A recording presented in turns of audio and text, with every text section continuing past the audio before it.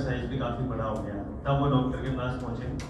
Later stage में treatment भी काफ़ी थोड़ा मुश्किल हो जाता है, तो हमें जो सिम्टम साइंस हैं उनको अवॉइड नहीं करना चाहिए। ये मैं केस के थ्रू समझाता हूँ कि ये 10 साल से इनको ब्रेन ट्यूमर से रिलेटेड सिम्टम थे। एज इनकी 45 ईयर थी और इनको सिर दर्द रहता था जो कभी कभी होता था। और जब भी हमारे पास आए तो आप ये देख पाएंगे कि कितना बड़ा साइज का ट्यूमर हो चुका है इनको। ये बस 10 साल इन्होंने अवॉइड किया डॉक्टर के पास जाना। तो हमारे इंडिया में ऑलमोस्ट 50 मिलियन पेशेंट हैं जिन्हों ब्रेन से रिलेटेड प्रॉब्लम्स होती हैं, और उसका कारण ये है कि हम काफ़ी लापरवाही बरतते हैं। जो हमारे साथ जो हमें सिम्टम दिखाई देते हैं, सिम्टम जो हमारे साथ होते हैं वो ये बताते हैं कि हमारी बॉडी में कोई प्रॉब्लम्स हैं, तो उस प्रॉब्लम को रूल आउट करना काफ़ी ज़रूरी हो जाता है।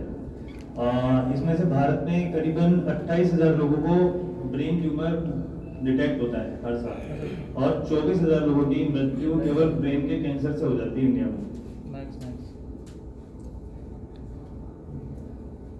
ब्रेन की जो कोशिकाएं हैं जिनसे ब्रेन बना होता है, जिन्हें हम न्यूरॉन्स बोलते हैं, और भी इनमें सपोर्टिंग सेल्स होती हैं, एस्ट्रोसाइट, न्यूरोग्लिया, तो उसमें जो कोशिकाएं हैं उनका अनियंत्रित विभाजन होने लग जाता है और वो एक ट्यूमर का रूप ले लेती हैं, और जो नॉर्मल ब्रेन है उस पर प्रेशर डालने लगती हैं। उस प्रेशर की वजह से सारे सिम्टम आते हैं।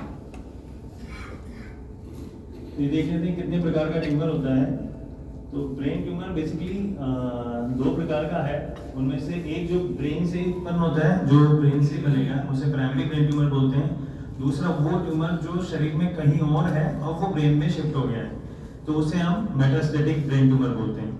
इसमें ये देखने वाली बात है कि जो मेटास्टेटिक ब्रेन ट्यूमर है जो दूसरे ऑर्गन से ब्रेन में जाता है वो कैंसरस होता है, ऑलमोस्ट ऑलवेज कैंसरस होता है। अब प्राइमरी ब्रेन ट्यूमर भी 2 प्रकार का है।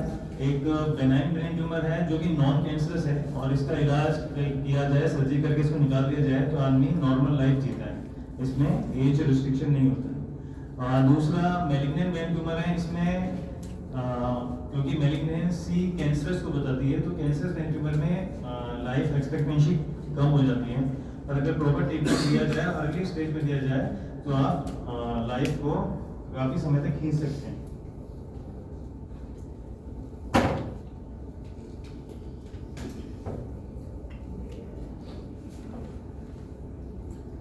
इस पे बात कर रहे थे कि कारण क्या है जिनकी वजह से ब्रेन ट्यूमर होता है।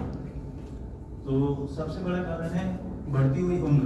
जैसे जैसे एज बढ़ती है तो शरीर में सारे तरह के कैंसर की संभावना बढ़ जाती है। दूसरा है कुछ फीमेल्स में ज़्यादा होती है, जैसे मेनिंजियोमा टाइप का जो ट्यूमर है वो फीमेल्स में ज़्यादा होता है। कुछ पदार्थ हैं जिनसे एक्सपोजर से भी ब्रेन ट्यूमर होने का चांसेस काफ़ी ज़्यादा होता है, जैसे कि कुछ सॉल्वेंट्स हैं, कुछ पेस्टिसाइड्स जो हम यूज़ करते हैं उनमें है, जो कुछ ऑयल प्रोडक्ट्स हैं उनमें भी है, रबर इंडस्ट्रीज में जो काम करते हैं उनको भी ब्रेन ट्यूमर के चांसेस ज़्यादा होते हैं। और 5% 5% ब्रेन ट्यूमर्स आर जेनेटिक, ये अनुवांशिक कारणों की वजह से। कुछ वायरल इन्फेक्शन है जिनमें भी ब्रेन ट्यूमर की संभावना बढ़ जाती है, जिसमें से एक एप्स्टीन वायरस, HIV वायरस और साइटोमेगालोवायरस, ये 3 तरह के वायरल इन्फेक्शन में भी ब्रेन ट्यूमर की संभावना काफ़ी बढ़ जाती है। और कुछ डाइट जो हम लेते हैं, जो कैन डाइट होती है, डिब्बाबंद डाइट, जिनमें नाइट्रोसो कंपाउंड प्रिजर्वेटिव के रूप में यूज किया जाता है, जैसे अचार वगैरह जो हम बाहर से लेते हैं, तो उसको खाने से भी ब्रेन ट्यूमर की संभावना बढ़ जाती है। और डिब्बाबंद मीट जो हम लेते हैं, कोल्ड मीट जिसे बोलते हैं, सिगरेट स्मोकिंग, सम कॉस्मेटिक्स, ये भी ब्रेन ट्यूमर को बढ़ा देते हैं। बात करें तो सबसे पहला लक्षण सिर दर्द है। बाकी लक्षण में चक्कर आना है, मिर्गी के दौरे आना है, उल्टी होना, देखने या सुनने में परिवर्तन, या सुनना कम हो जाए या देखने में कमी आने लग जाए, मूड की समस्या, मूड फ्लक्चुएशन मिलते हैं ऐसे लोगों में, बोलने में तकलीफ आ जाना, हाथ पैर में कमजोरी, जिसे आप पैरालिसिस या पॉलिस बोलते हो, याददाश्त कम हो जाना, नींद न आना, और महिलाओं में मेंस्ट्रुअल पीरियड का बंद हो जाना भी एक ब्रेन ट्यूमर का सिम्टम हो सकता है। सिर दर्द की बात करें तो कुछ सभी सिर दर्द ब्रेन ट्यूमर की वजह से नहीं होते, कुछ जैसे कि टेंशन की वजह से जो सिर दर्द होता है, कुछ जो रिफ्रैक्टरी कोजेस हैं, आई साइट कम होने के जो लेंस की वजह से होते हैं, उसमें भी वो उसकी वजह से भी सिर दर्द हो सकता है, जो कि ब्रेन ट्यूमर की वजह से नहीं है। माइग्रेन, साइनोसाइटिस का पेन, इसका जिसे पैरालिसिस बोलते हैं, इसमें शरीर का एक पार्ट कमजोर हो जाता है। ये बेसिकली ब्रेन ट्यूमर अगर हमारे पेराइटल एरिया में है, मोटर स्ट्रिप है, तो ये सिम्टम मिल सकता है। इसमें सुनपन रहेगा, भारीपन रहेगा और चलने फिरने में दिक्कत हो सकती है। अगला सिम्टम है मिर्गी के दौरे आना। ये एक्चुअली सबसे खतरनाक सिम्टम है, मिर्गी के दौरे आना। तो इसमें ये मरीज की जान भी ले सकता है अगर प्रॉपर ट्रीटमेंट सही समय पे ना मिले तो। जैसा बताया, नजर की कमजोरी हो जाना, दोहरी दृष्टि, अगर किसी को डबल डबल दिखने लगे, ये भी ब्रेन ट्यूमर की वजह से हो सकता है। धुंधलापन, दृष्टि के किसी भाग में कमजोरी आ जाना, जैसे कि बाहर का नहीं दिखाई दे रहा है, या ऊपर का नहीं दिखाई दे रहा है, या नीचे का नहीं दिखाई दे रहा है, इस तरह से, तो ये भी ब्रेन ट्यूमर की वजह से हो सकता है। कुछ लक्षण से हम ये पता लगा सकते हैं कि कॉम्बिनेशन ऑफ लक्षण, जो मैंने अभी आपको सिम्टम बताए, इनका अगर कॉम्बिनेशन बनाए तो हम थोड़ा आइडिया लगा सकते हैं कि ब्रेन ट्यूमर की वजह से है। जैसे कि पहली बार अगर किसी को दौरा 50 साल की उम्र के बाद आया है, तो जब तक इन्वेस्टिगेशन से हम पता नहीं लगा रहे, तो हम ये मान के चलते हैं कि ब्रेन ट्यूमर की वजह से हो सकता है। सिर दर्द, बेसिकली जो सिर दर्द है, अगर सुबह के समय उठने के बाद ज़्यादा हो और उल्टी हो साथ में, तो ये भी सिर दर्द जो सुबह ज़्यादा होता है वो ब्रेन ट्यूमर की वजह से होता है। सिर दर्द के साथ हाथ पाँव में किसी में सुनपन आ जाना, कमजोरी आ जाना, ये भी ब्रेन ट्यूमर की, जो कि धीरे धीरे बढ़ता चला जाए, वो ब्रेन ट्यूमर की वजह से हो सकता है। सिर दर्द साथ में उल्टी, आंखों की रोशनी कम हो जाना, ये भी ब्रेन ट्यूमर की वजह से हो सकता है। सिर दर्द, उल्टी के साथ चक्कर आना, ये भी ब्रेन ट्यूमर की वजह से हो सकता है। सिर दर्द, उल्टी, आंखों की रोशनी का कम हो जाना और साथ में पीरियड बंद हो जाना, ये बेसिकली पिट्यूटरी ट्यूमर की वजह से होता है।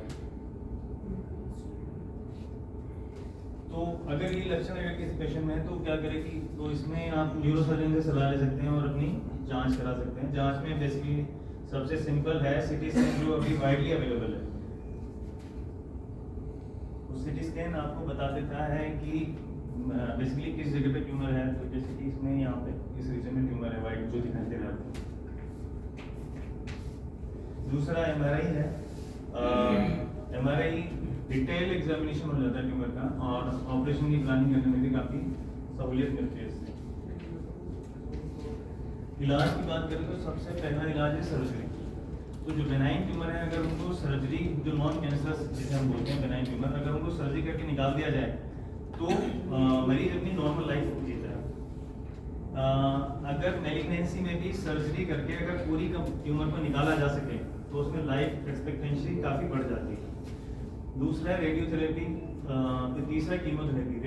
कीमोथेरेपी बेसिकली हम जो देते हैं मैलिग्नेंट, ये ट्यूमर का एरिया है, और ये जो ब्रेन से हम ये ट्यूमर को निकाल रहे हैं। ये रेडिएशन में एक काइंड ऑफ हेलमेट होता है, इसको पेशेंट के सिर पे फिक्स कर दिया जाता है, और ये जो कॉलीमीटर्स हैं, ये इनमें रेडियो एक्टिव पदार्थ होता है, जो कि एक डायरेक्शन में ट्यूमर के ऊपर डायरेक्ट करता है रेडिएशन को। ये कुछ सर्जिकल फोटोग्राफ्स हैं जिसमें आप देख पाएंगे कि ऑपरेशन से पहले काफ़ी बड़ा ट्यूमर है। ये सर्जरी के दौरान ट्यूमर का फोटो है। ये अराउंड 5 सेंटीमीटर के आसपास का ट्यूमर जो हमने निकाला, और ये ऑपरेशन के बाद का सीटी स्कैन जिसमें ट्यूमर अब नहीं है। ये दूसरा फोटोग्राफ है जिसे आप देख पाएंगे कि ये काफ़ी बड़ा ट्यूमर है। ये सर्जिकल फोटो है, इसमें ऑपरेशन के बाद कोई ट्यूमर नहीं बचा है और पेशेंट चलता है। She was a patient.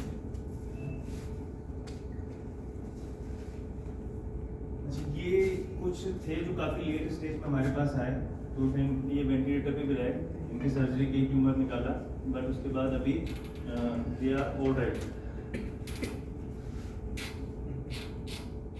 ये जो स्टार्टिंग में मैंने सबसे पहले फोटो दिखाया था, जो 10 साल तक वेट किया था इन्होंने हमारे पास आने में, ट्यूमर का साइज काफ़ी बड़ा था, इसको ऑपरेट किया था हमने। ऑपरेशन के बाद पेशेंट इज कम्प्लीटली ओके। इसमें भी ये दिखाया गया है ट्यूमर काफ़ी बड़ा है, काफ़ी deep region, deep inside brain है, वो भी ऑपरेशन के बाद काफ़ी पूरा निकल चुका है। एक पेशेंट मैं डिस्कस करना चाहूँगा जिसमें 44 ईयर फीमेल हमारे पास आई थी हमारे पास मेंस में, जिनको विजन लॉस की कंप्लेन थी और हेडेक था 3 ईयर से। She was waiting for 3 year.